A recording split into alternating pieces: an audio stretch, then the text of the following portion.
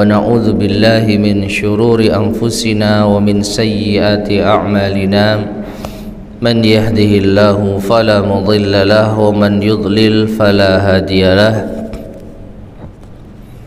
وأشهد أن لا إله إلا الله وحده لا شريك له وأشهد أن محمدا عبده ورسوله اللهم صل وسلم وبارك على نبينا محمد وعلى آله وأصحابه ومن تبعهم بإحسان إلى يوم الدين أما بعد.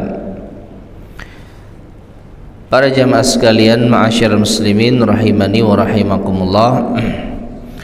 Melanjutkan kembali kajian kita membahas kitab Al-Islamu Muyassaran ila Fityanil Islam yang disusun oleh Syekh Ali Al-Halabi rahimahullahu ta'ala. Islam agama yang mudah, petunjuk bagi para pemuda Islam. Dan kita masuk pada pembahasan yang ke-12 dari kitab ini, yaitu as-salah, tentang salat.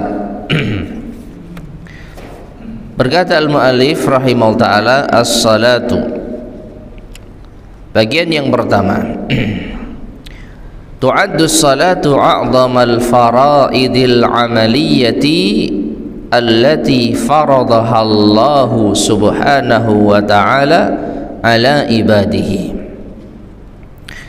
Salat itu dihitung atau terhitung sebagai a'zamal faraidil amaliyah, kewajiban amalan yang paling agung, allati faradaha Allah subhanahu wa ta'ala, yang Allah subhanahu wa ta'ala wajibkan ala ibadihi, pada hamba-hambanya.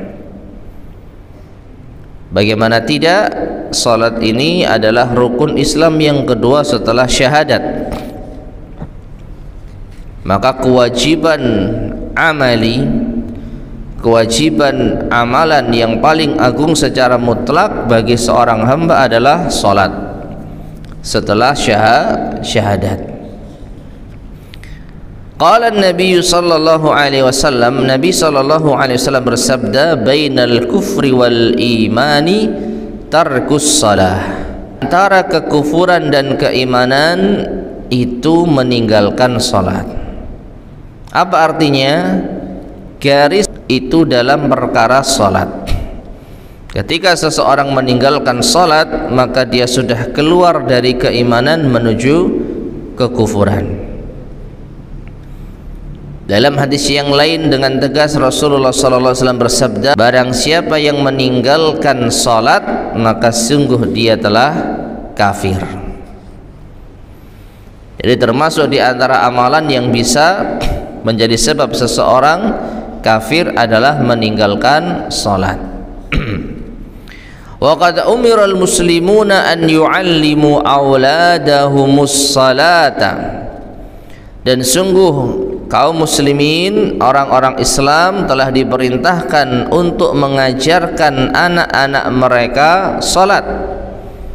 Qala an-nabiy sallallahu alaihi wasallam, Nabi sallallahu alaihi wasallam bersabda, "Allimu auladakum idza balagha 7 tahun, wadribuhum 'alaiha idza balaghu 10, dan pukullah mereka kalau tidak mau salat, apabila meninggalkan salat ketika mereka berusia 10 tahun. Ma'asyiral muslimin rahimani wa rahimakumullah. Hadis ini ada lafaz yang lainnya. Ya, kalau di dalam hadis yang dibawakan oleh al-mu'allif adalah allimu, ajarilah anak kalian. Sedang Rasulullah sallallahu alaihi wasallam bersabda, muru aulatahkan anak-anak kalian untuk salat ketika mereka berusia 7 tahun. Dan dari dua lafaz ini ada sedikit perbedaan. kalau alimu auladakum, ajarkanlah anak-anak kalian untuk sholat, maka seakan-akan di sini belum ada perintah untuk mengerjakan, baru diajari. Sedangkan kalau kita melihat lafaz yang lain, muru auladakum, perintahkanlah anak-anak kalian untuk sholat, maka mereka mestinya sudah siap untuk sholat, tinggal diperintah saja. Sehingga sebagian para ulama memahami hadis muru auladakum bis shalah itu lebih dini di dalam mengajarkan anak-anak sholat. Kenapa? Ketika sudah berusia 7 tahun mereka sudah siap sholat, berarti sebelum 7 tahun mereka sudah diajari untuk sholat. Ya, entah 5 tahun atau 6 tahun itu baru pengajaran. Ya, belum ada perintah. Belum ada perintah. Baru ketika mereka menginjak usia 7 tahun baru kita perintahkan. Dan yang memerintah adalah orang tua. Sehingga kewajiban orang tua adalah memerintahkan, sedangkan anak tidak ada kewajiban untuk sholat. Usia 7 tahun sudah diwajibkan sholat atau belum? Belum. Usia 7 tahun belum diwajibkan sholat. Tapi mereka diperintah untuk sholat oleh orang tua mereka. Sehingga para ulama kita memahami dari hadis ini, orang tua yang tidak memerintahkan anaknya yang berusia 7 tahun untuk sholat, maka berdosa. Kenapa? Karena Allah memerintahkan mereka untuk memerintahkan anak-anak mereka sholat. Muru auladakum. Sedangkan anak yang belum balik tentu tidak berdosa apabila meninggalkan sholat. Jadi tugas ayah, tugas orang tua apa? Sekedar memerintah, nak sholat. Mereka bangun nggak bangun, mereka sholat nggak sholat, itu urusan lain. Yang penting apa? Orang tua ada kewajiban memerintah. Ketika anak berusia 10 tahun, maka kewajiban atau beban orang tua itu ditambah lagi. Apa? Wadribuhum 'alaiha, pukullah mereka. Tentu pukulan di sini bukan pukulan yang menyiksa, tapi pukulan yang mendidik, pukulan yang tidak menyakitkan, yang menunjukkan apa? Kekuasaan orang tua atas anaknya ketika mereka meninggalkan sholat. Idza balagu 10, apabila mereka berusia 10 tahun. Nah, dengan perintah sholat untuk anak-anak seusia ini, maka diharapkan ketika mereka sudah balik, mereka bisa mengerjakan sholat tanpa apa? Diperintah. Ya. Dan yang kita jumpai, ma'asyarul muslimin rahimani wa rahimakumullah, betapa banyak orang tua yang menyesal ketika anak mereka sudah dewasa, sudah remaja, disuruh sholat sulitnya bukan main. Di antara sebabnya apa? Ya karena tidak dibiasakan sedini mungkin. Nah, ini menunjukkan apa pentingnya sholat di dalam Islam. Sampai-sampai Allah Subhanahu wa taala atau Rasulullah sallallahu alaihi wasallam memberikan arahan bagi orang tua untuk memerintahkan anak mereka sholat di usia 7 tahun dan dipukul kalau meninggalkan sholat di usia 10 tahun. Tapi berikutnya, bagian yang kedua, berkata al-mu'allif rahimahullah, wassalatu ma'al ma'muru bi'adaiha, dan salat yang diperintahkan untuk ditunaikan, salatun adalah salat zatu hayatin ma'lumatin, yang memiliki gerakan-gerakan yang telah diketahui, wa kalimatin ma'lumatin, dan ucapan-ucapan atau bacaan-bacaan yang diketahui, wa awqatin ma'lumatin, dan waktu-waktu yang juga diketahui. Ya, salat yang sudah kita pahami bersama, ya, suatu ibadah yang ditujukan kepada Allah Subhanahu wa taala, dimulai dengan takbir dan diakhiri dengan salam. Qala Allah tabaraka wa ta'ala, Allah tabaraka wa ta'ala berfirman, innas salata kanat 'alal mu'minina kitaban mawquta. Dalam surat An-Nisa ayat 103, Allah berfirman yang artinya, sesungguhnya salat itu diwajibkan bagi orang-orang yang beriman kitaban mauquta, ketentuan Allah yang telah ditentukan waktunya. Ai dijelaskan oleh al-mu'allif rahimahullah fardhan, suatu kewajiban. Jadi di antara makna kitab di dalam ayat ini ya, kitaban mauqutan. Kitaban maknanya adalah fardhan, kewajiban. Faradahullahu subhanahu, yang telah Allah wajibkan ala ibadihil mu'minin, kepada hamba-hambanya yang beriman, fi awqatin ma'lumatin mahdudatin, pada waktu-waktu yang telah diketahui, yang telah dibatasi.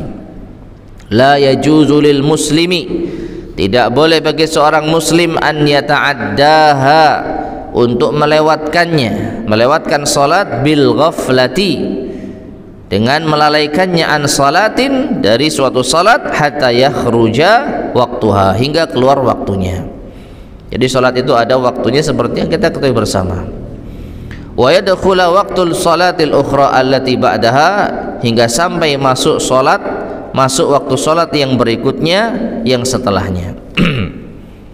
Jadi salat zuhur ya dikerjakan di waktu zuhur sebagaimana yang telah kita ketahui. Tidak boleh untuk mengerjakan sholat di luar waktunya, baik sebelum ataupun setelahnya, kecuali dalam kondisi tertentu. Seperti apa? Menjamak sholat, atau ketika lupa, atau ketika ketiduran. Nah, ini perkara yang lain yang masuk dalam bab uzur.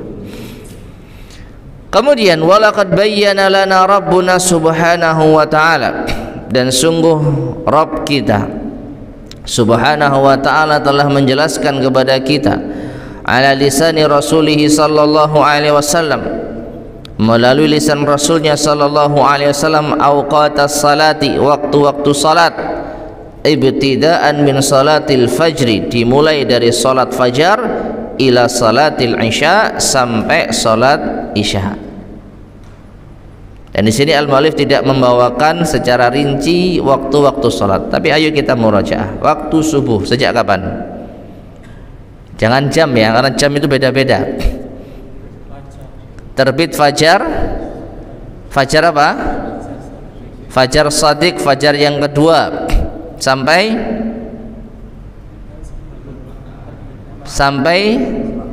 terbit matahari, artinya sebelum terbit matahari.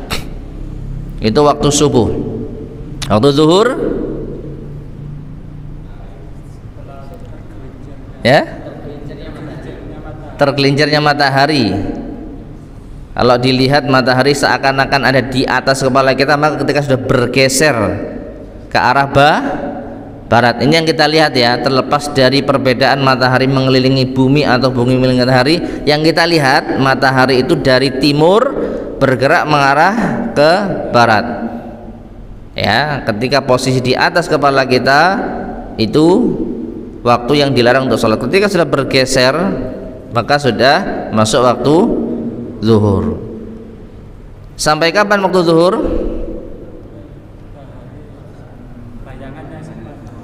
Sampai bayangan semisal dengan bendanya. Ketika sudah bayangan semisal dengan bendanya, panjangnya sama dengan bendanya, maka masuk waktu asar. Sampai kapan? Ah, ini keliru nih. Kalau waktul ikhtiar, waktu kita diperbolehkan memilih sholat asar, itu sampai 2 kali panjang bayangan. Setelah itu waktu al-ittirar, waktu darurat. Artinya kalau ada orang sengaja menunda sholat asar sampai ketika matahari sudah menguning, sudah memerah ya, bahkan oranye, yang jelas itu sudah lebih dari 2 panjang bayangan. Tinggi orangnya 1,5 meter, bayangannya 3 meter atau bahkan 4 meter. Ini sudah keluar waktu sholat asar yang kita diperbolehkan untuk memilih. Anggap ya jam, kalau sekarang maghribnya jam 6, berarti setengah 6 kurang sedikit lah, atau jam setengah 6 katakanlah. Maka kalau ada orang yang menunda sholat asar sampai jam 5 misalkan, maka secara syar'i diperbolehkan. Kita tidak membahas tentang kewajiban sholat jamaah. Anggaplah wanita ya, wanita sholat asar jam 5, boleh enggak? Boleh. Dosa enggak? Enggak. Kenapa? Karena itu masih waktunya. Tapi kalau sudah setengah 6, nah ini sudah apa? Waktu darurat. Kalau sekiranya memang ada uzur yang tidak bisa dihindari, silahkan Anda mengerjakan sholat asar di waktu itu tanpa dosa. Tapi kalau tanpa uzur maka berdosa meskipun sholatnya sah. Ya, jadi ada waktul ikhtiar, ada waktul ittirar. Waktul ikhtiar itu waktu kita boleh memilih. Sepanjang itu kita bisa sholat di waktu manapun, awal, tengah atau akhir. Tapi kalau sudah keluar dari akhir sholat, untuk sholat asar itu ada waktu darurat, waktu yang disediakan untuk kondisi darurat. Meskipun belum masuk waktu maghrib, orang kalau sholat di waktu ini tanpa ada uzur dosa, meskipun sholatnya tetap apa? Sah. Nah itu waktu asar. Ya, jadi antara mata tinggi bayangan sampai sama dengan bendanya sampai 2 kali, atau dalam sebagian penjelasan sampai ketika matahari itu menguning. Dan itu bisa kita rasakan ya. Kalau kita melihat matahari secara langsung masih silau, itu berarti masih cukup tinggi. Tapi kalau sudah bisa dilihat dengan mata telanjang meskipun masih terang, nah itu sudah waktu darurat. Taib, waktu maghrib ketika matahari terbenam meskipun masih terang. Ada dalam satu riwayat disebutkan ada seorang sahabat yang melesatkan anak panah ketika matahari terbenam, lalu ketika pulang dari sholat maghrib anak panah itu masih terlihat jelas, masih belum gelap. Itu waktu maghrib. Sampai kapan? Sampai kapan waktu maghrib? Mega mendung mega merah itu hilang. Bukan mega mendung ya, mega merah.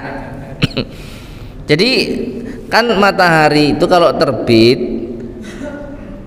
matahari kalau terbenam itu kan masih terang awalnya, tapi lama kelamaan bias sinar itu semakin tipis, lama kelamaan menjadi merah, lama kelamaan hilang. Nah ketika warna mega merah itu hilang, itulah tanda berakhirnya waktu sholat maghrib. Dan itu juga menandakan masuknya waktu sholat isya. Sampai kapan? Nah ini juga keliru ya.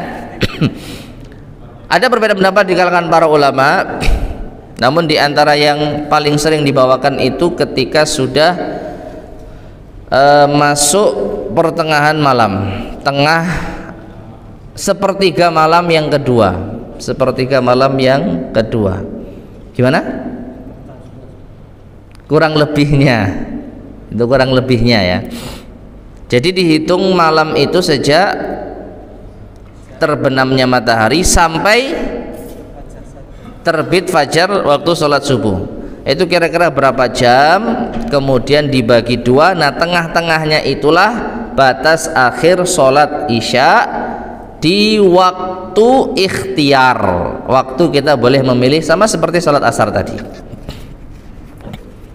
ya. Jam 6 sampai jam 4 misalkan, jam 6 itu maghrib, jam 4 itu subuh, berarti ada berapa jam? 8 10 apa 11? 10 jam ya. Oke, 10 jam dibagi 2 5. Berarti jam 6 tambah 5 7, 8, 9, 10, 11. Maka sholat isya sebelum jam 11 itu masih boleh. Dalam artian orang kalau sengaja menunda masih boleh. Sengaja menunda sholat isya setengah 11 malam tidak berdosa ya. Tapi kalau sudah lebih dari jam 11 malam, dilihat dulu apa alasannya. Kalau ketiduran lain perkara. Tapi kalau sengaja menunda, nantilah masih sore gitu ya. Tapi 12 sampai 12 jam 12 malam dia berdosa. Ya, dia berdosa. Nah, ini waktu-waktu salat berdasarkan fenomena alam ya, baik itu matahari, bulan atau yang semisalnya. Adapun sekarang kita dimudahkan dengan adanya jam ya. Tapi setidaknya kita tahu secara teori tanpa melihat jam itu apa yang menjadi patokan waktu-waktu salat. Baik, berikutnya wa na'rifuha nahnu bisima'i sautil muadzini yunadi, dan kita bisa mengetahui waktu salat dengan mendengarkan suara dari muadzin yang menyeru. Nah, ini ya, kalau kita nggak tahu waktu salat secara penampakan alam dan kita tidak memiliki jam yang bisa menentukan waktu salat, maka kita cukup mendengarkan suara azan.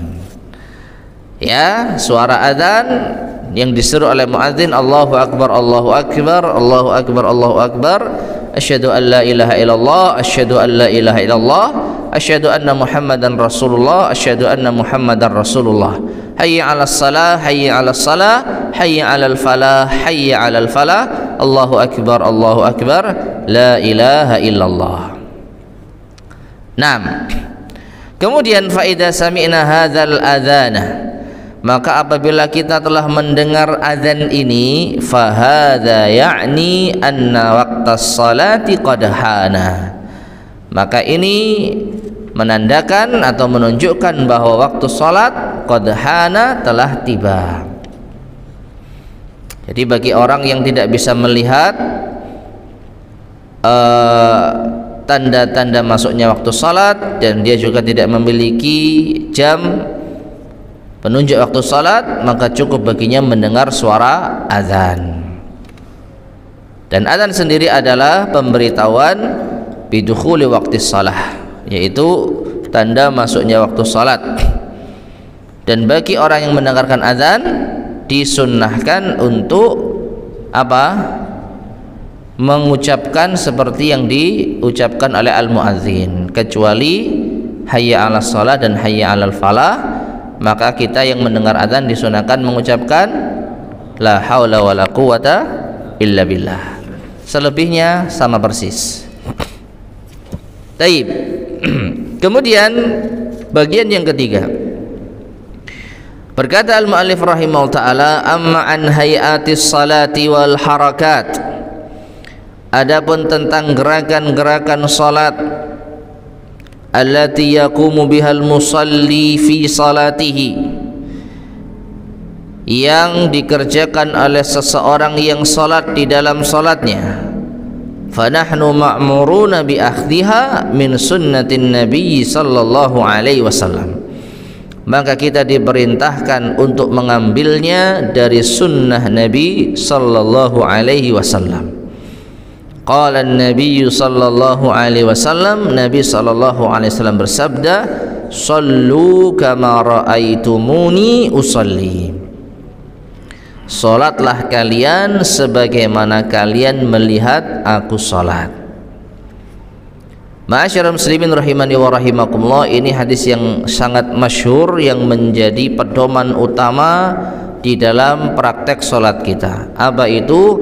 Salat sebagaimana salatnya Rasulullah sallallahu alaihi wasallam. Ya, salat sebagaimana salatnya Rasulullah sallallahu alaihi wasallam. Nah, yang menarik di sini, Nabi sallallahu alaihi wasallam menyebutkan kama raaitumuni usolli, sebagaimana kalian melihat aku salat. Kalau ini diarahkan kepada kita, tentu kita tidak memenuhi persyaratan. Kita nggak melihat salatnya Rasulullah sallallahu alaihi wasallam. Namun ini bisa menjadi isyarat wajibnya kita berpegang teguh dengan sunnah dan pemahaman para sahabat radhiyallahu taala anhum. Kenapa? Karena yang melihat salatnya Rasulullah sallallahu alaihi wasallam adalah para sahabat radhiyallahu taala anhum. Nah, dari mereka lah kita mengetahui bagaimana sifat salatnya Rasulullah sallallahu alaihi wasallam. Dari apa yang dilihat para sahabatlah kita mengambil bagaimana tata cara salatnya Rasulullah sallallahu alaihi wasallam. Jadi memang kita tidak melihat langsung salatnya Rasulullah karena ini mustahil. Namun setidaknya ini pesan bagi kita untuk mengambil tata cara salatnya Rasulullah sebagaimana yang diriwayatkan atau dilihat oleh para sahabat radhiyallahu ta'ala anhum lalu diriwayatkan kepada kita. Jadi meskipun kita nggak lihat salatnya sahabat, yang penting mereka meriwayatkan apa yang mereka lihat dari salatnya Rasulullah SAW, maka insya Allah sudah memenuhi syarat. Ya, 6. Fa'alal abdil muslimi ta'i li rabbih subhanahu wa ta'ala, maka wajib bagi seorang hamba muslim yang taat kepada Tuhannya subhanahu wa ta'ala an takuna salatuhu muwafiqatan li salati Rasulillah sallallahu alaihi wasallam, agar salatnya sesuai dengan salatnya Rasulullah sallallahu alaihi wasallam tamamal muwafaqati, dengan kesesuaian yang sempurna. Sebisa mungkin kita benar-benar meniru salatnya Rasul sallallahu alaihi wasallam. Hatta yarda anhu rabbuhu subhanah, agar Tuhannya, yaitu seorang muslim memiliki Tuhan itu ridho kepada dirinya.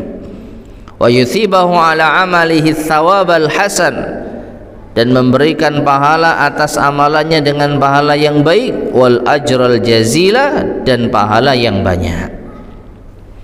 Taib ma'asyiral muslimin rahimani wa rahimakumullah. Ya, jadi kewajiban kita di dalam melaksanakan salat sebisa mungkin mengikuti tata cara salatnya Rasulullah sallallahu alaihi wasallam. Ya, tanpa melihat apakah ini sunnah, apakah ini wajib, rukun, dan lain sebagainya. Ini yang paling afdal. Adapun pembagian rukun salat, syarat salat, wajib salat, sunnah salat, ini tetap penting. Untuk apa? Untuk menentukan sikap bagaimana seandainya kita ketinggalan dari perkara-perkara tersebut.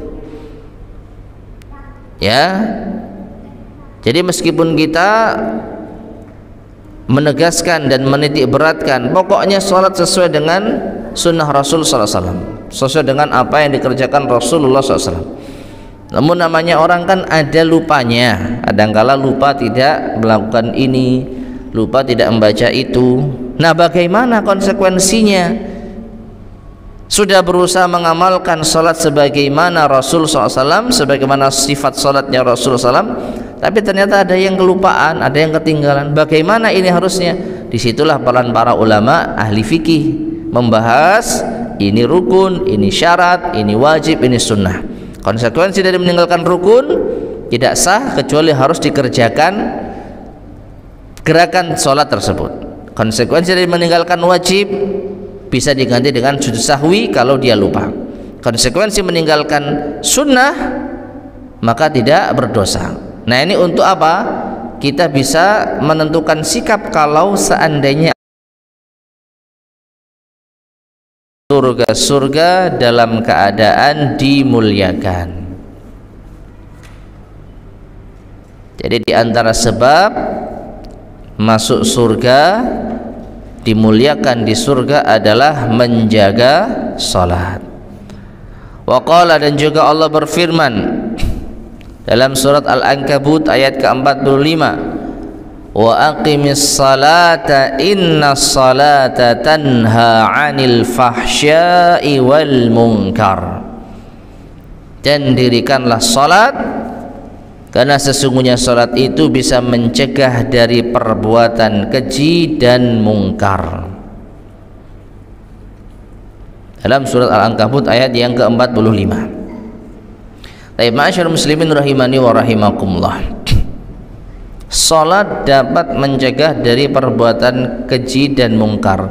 Ini adalah firman Allah Subhanahu wa taala. Namun ternyata tidak jarang kita jumpai orang yang salat masih mengerjakan perbuatan keji dan mungkar. Maka mana yang salah? Tentu saja yang salah orangnya. Ya, bahkan sebagian kalangan mengatakan orang itu sholat tapi masih demikian dan demikian, sehingga ya lebih baik nggak sholat. Sholat kok masih seperti itu, ya mending saya nggak sholat, nggak seperti itu. Ya, maka perlu kita ketahui ma'asyiral muslimin rahimani wa rahimakumullah, asar atau pengaruh sholat yang bisa menjaga atau bisa mencegah kita berbuat keji dan mungkar apabila memang sholat kita diterima oleh Allah Subhanahu wa ta'ala. Sholat kita benar-benar sesuai dengan apa yang Allah Subhanahu wa ta'ala perintahkan kepada kita, ikhlas dan ittiba.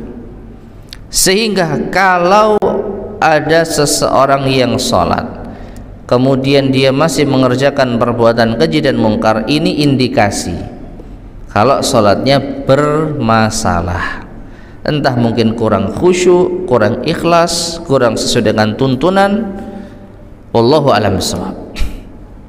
Jadi sekali lagi ayatnya tidak salah, karena bagaimana mungkin salah, karena Allah Subhanahu wa ta'ala yang berfirman, orangnya lah yang salah.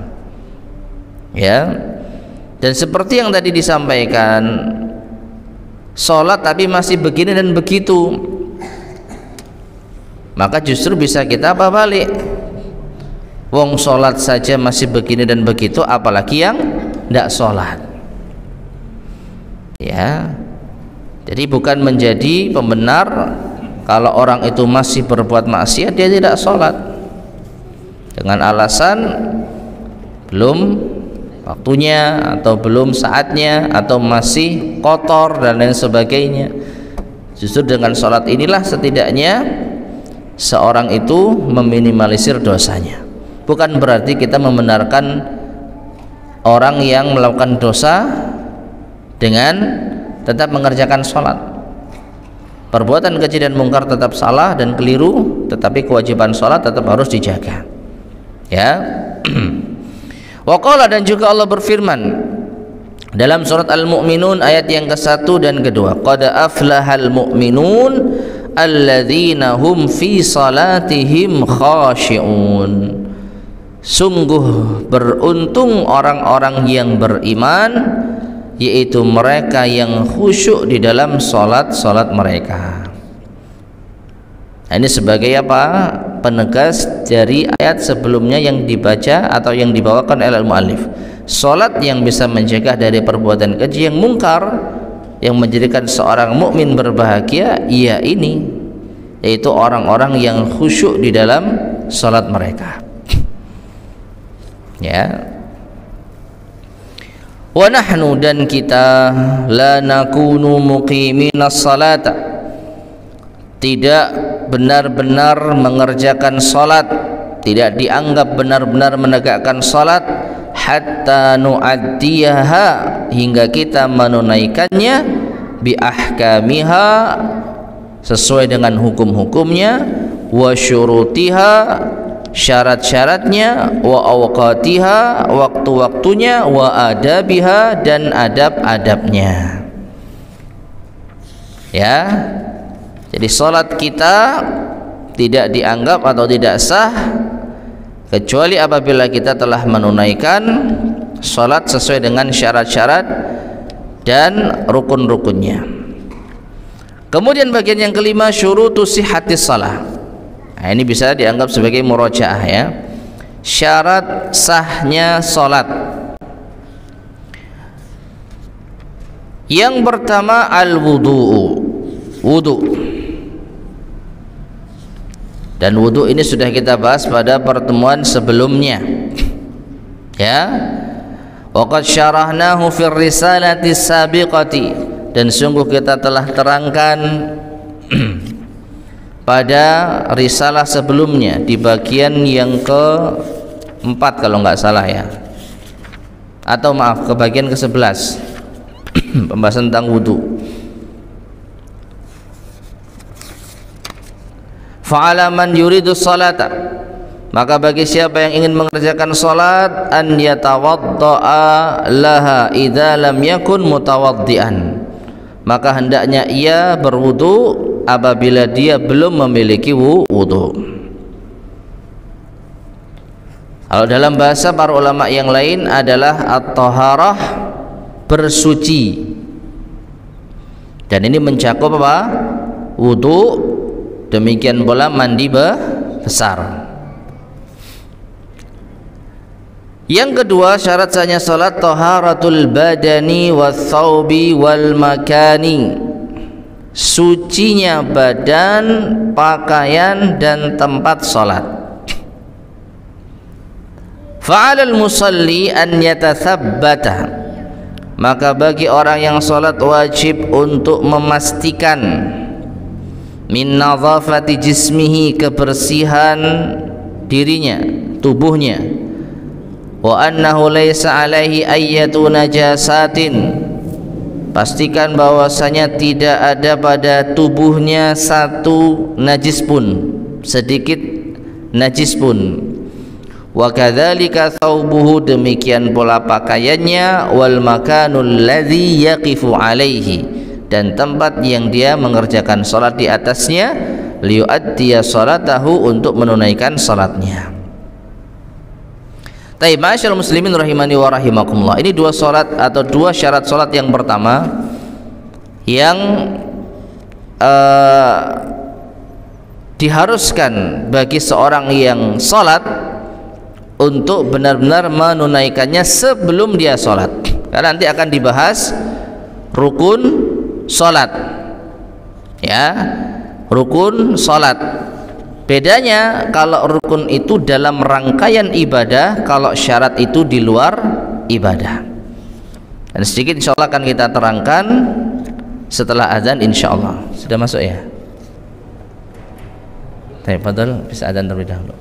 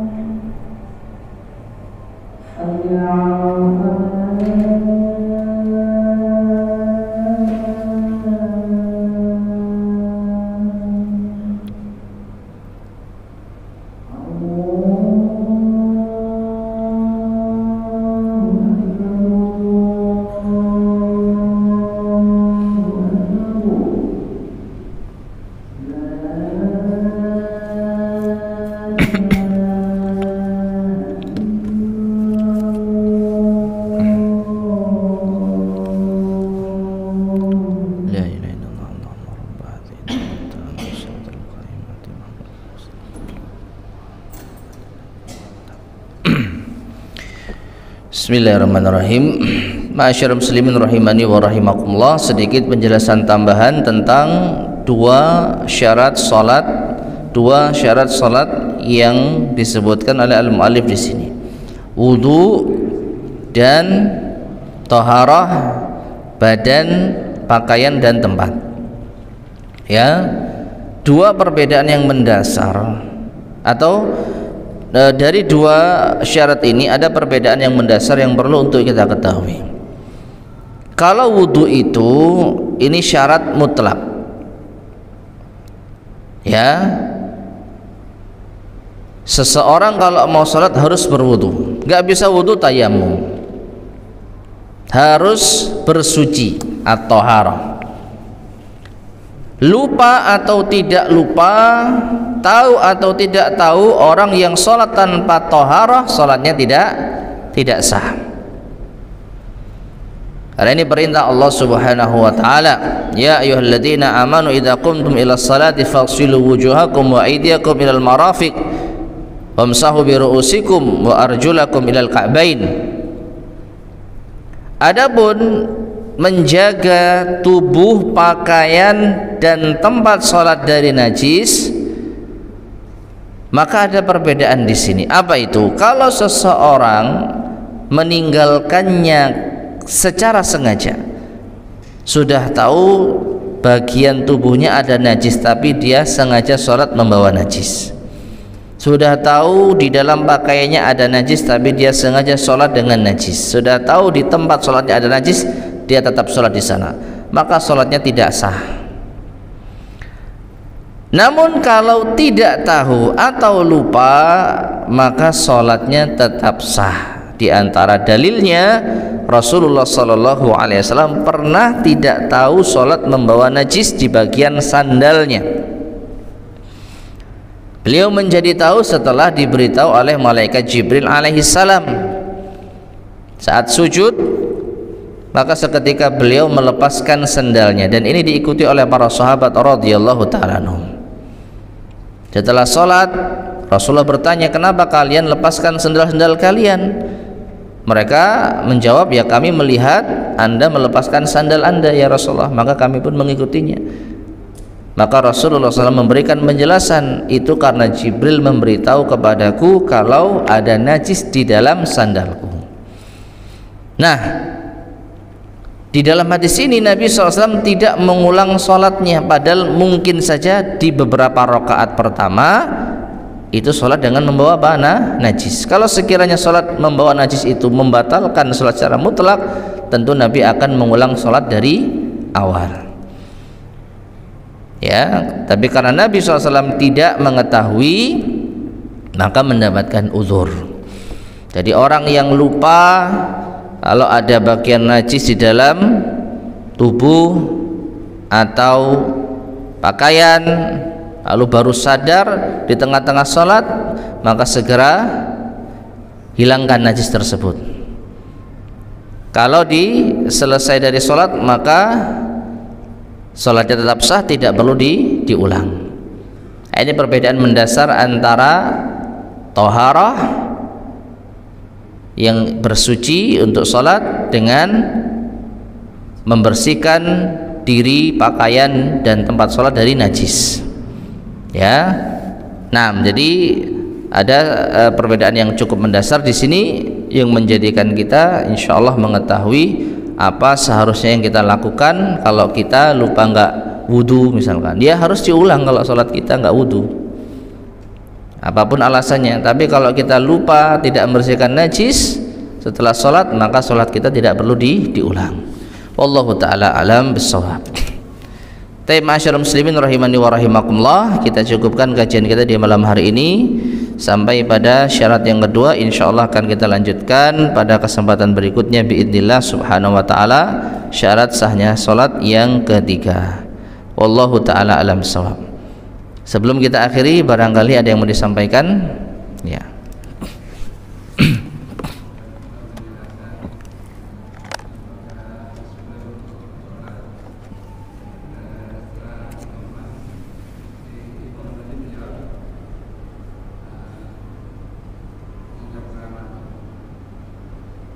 menjawab qomat.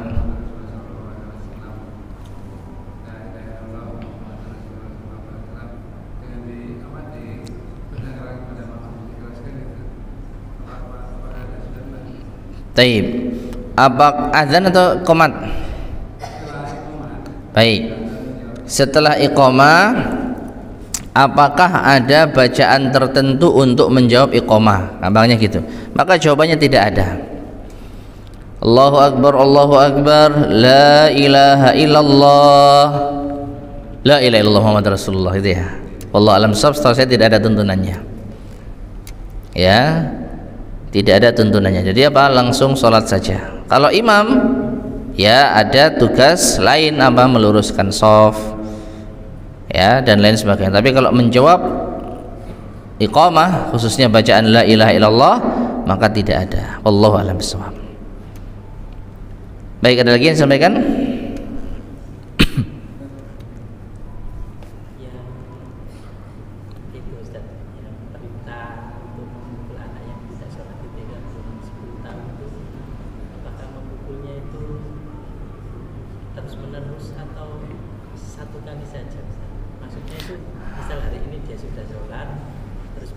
Enggak sholat? Iya. Wallahu a'lam bishawab. Yang saya pahami, ketika dia tidak mengerjakan sholat, ketika dia tidak mau sholat, berarti ya terus menerus, ya. Ayo sholat, bangun, alhamdulillah. Enggak sholat, pukul. Setelah itu ya dibangunkan sampai sholat. Besoknya lagi sholat, ya nggak dipukul, nggak sholat lagi dipukul. Wallahu a'lam bishawab. Itu yang saya paham. Ya.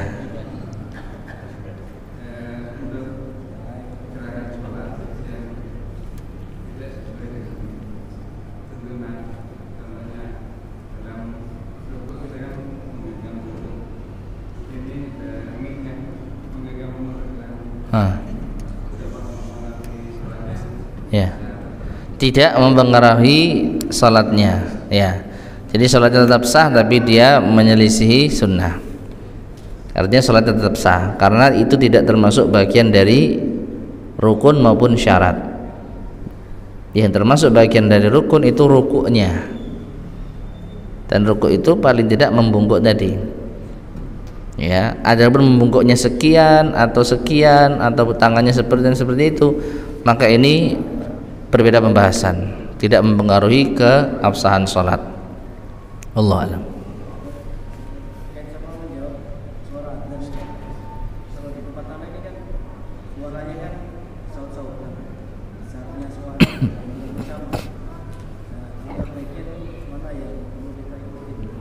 Wallahu a'lam bishawab. Ada penjelasan dari saya pernah mendengar sebagian ustadz kita, yang kita jawab adalah yang akan kita datangi untuk sholat di sana.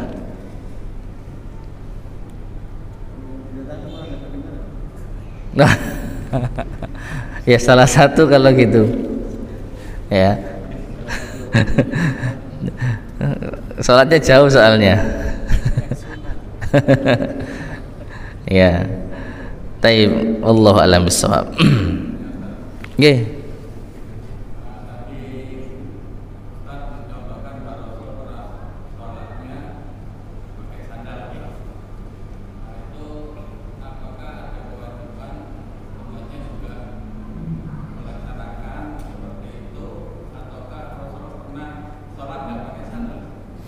Taib. Kalau sholat tidak memakai sandal, wallahu a'lam bishawab, saya tidak tahu pastinya, ya. Saya tidak tahu hadis pastinya. Riwayat kalau Nabi sholat tidak memakai sandal, tapi kalau perintah itu ada, shollu bini'alikum, atau kama qala Nabi SAW, salatlah kalian dengan sandal-sandal kalian, fa innal yahuda lam yusalli atau lam yusallu ala ni'alihim, karena orang-orang Yahudi tidak salat dengan sandal-sandal mereka. Nah, para ulama menjadikan ini sebagai salah satu sunnah. Di antara sunnah ketika mengerjakan salat itu memakai sandal, ya. Namun para ulama kita juga membahas dalam masalah ini, lihat kondisi. Kalau seandainya kita sudah menentukan dan meyakini memakai sandal itu sunnah, maka kita kembalikan. Kalau sunnah itu dikerjakan berpahala, ditinggalkan tidak berdosa. Lalu apa kaitannya dengan bahasan kita? Kalau seandainya gara-gara pakai sandal kita jadi ribut dengan takmir masjid atau bahkan jamaah, maka tentu menghindari kemudaratan itu lebih kita dahulukan daripada meraih kemaslahatan. Itu kaidah umum. Jangan gara-gara kita mengamalkan sesuatu yang sunnah bukan wajib, ini menjadikan kita mendapatkan kemudaratan. Nah, ini kita bisa kerjakan kok dalam kondisi tertentu, seperti sholat id bisa kita mengamalkan sunnah yang pakai sandal. Ya, yang lain alas koran, kita alas sandal. Jadi sandal langsung sejadah gitu ya. Ya, hal itu tidak ada masalah karena kita sholatnya di lapangan. Tapi kalau di masjid, nah ini jadi masalah. Ya, jadi kita melihat dua sisi. Hukum memakai sandal itu paling banternya sunnah, bukan wajib, bukan syarat, bukan rukun. Sedangkan menjaga kemaslahatan bersama, apalagi ya karpet kena sandal, apalagi habis becek, nah, ini nanti Pak Mus yang repot. Jadi bukan hanya berhadapan dengan takmir, tapi dengan Pak Mus juga. Ya, nah seperti itu mungkin. Wallahu a'lam bishawab. Oke.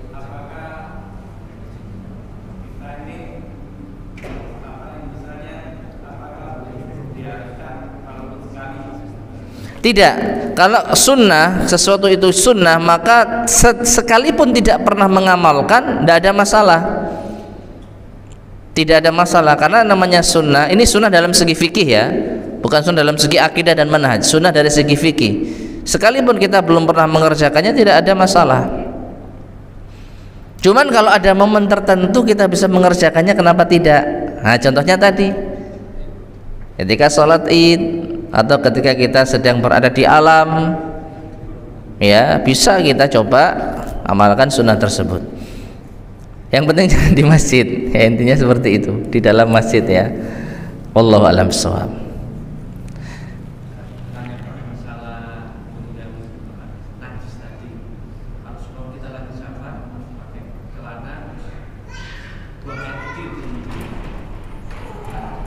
Hah? Ya, kalau waswas tidak perlu digubris. Ya, al yaqinu la yazulu bisyak. Ini kaidah yang sering kita bahas dalam masalah kaidah fikih, sudah berapa kali kita bahas ini. Al yaqinu la yazulu bisyak. Sesuatu yang yakin tidak bisa hilang dengan keraguan. Yang yakin apa? Kita cebok. Yang yakin kita cebok. Cebok enggak? Ya, yakin cebok berarti sudah bersih kemaluan kita. Adapun keraguan nyiprat enggak ya, terpercik enggak ya, kan keraguan. Kecuali yakin, jelas-jelas kita melihat cipratan air kencing kita kena pakaian, nah ini baru jadi masalah. Besok-besok jangan di toilet yang berdiri. Ya. Makanya yakin nggak nyiprat? Yakin atau tidak nyiprat? Lah ini dulu dijawab, yakin atau tidak? Yakin nyiprat? Loh, saya takutnya. berarti antum tidak perhatian. Perhatian nggak? Perhatian sih. Ya itu tadi balikan keluarkannya nyiprat ya. Ya, berarti was-was. Karena sebagai seorang muslim, apalagi yang menjaga sholat, harusnya perhatian. Sebisa mungkin dijauhkan dari cipratan, kan gitu. Ada usaha nggak seperti itu? Hati-hati, ada nggak kehati-hatian? Nah, kalau kita sudah hati-hati dan sejauh penglihatan kita nggak nyiprat, ya sudah nggak nyiprat. Meskipun kok kayaknya, nah ini was-was. Kecuali jelas-jelas ada cipratan yang terkena pakaian kita, baru kita bersihkan. Boleh katakan katakannya nyiprat, kita basahi sampai hilang pengaruh apanya itu, pengaruh warna ataupun aromanya ya. Lalu kita bisa sholat pakai celana itu. Di antara yang menjadi dalil adalah seorang wanita yang suci dari haid lalu pakaiannya masih ada bekas darahnya, nggak bisa hilang, maka Nabi perintahkan cuci lalu pakai itu. Dicuci dalam artian benar-benar dibasuh, lalu kita bisa memakai dalam kondisi masih mamel, tahu ya mamel ya, kering-kering basah ya. Nah itu jalan keluar kalau kita yakin kena najis. Tapi kalau nggak yakin kena najis ya jangan dibasahi ya. Wallahu a'lam bishawab. Tapi kita akhiri, subhanakallahumma bihamdika asyhadu an la ilaha illa anta astaghfiruka wa atubu ilaik. Walhamdulillahirabbil alamin. Wassalamualaikum warahmatullahi wabarakatuh.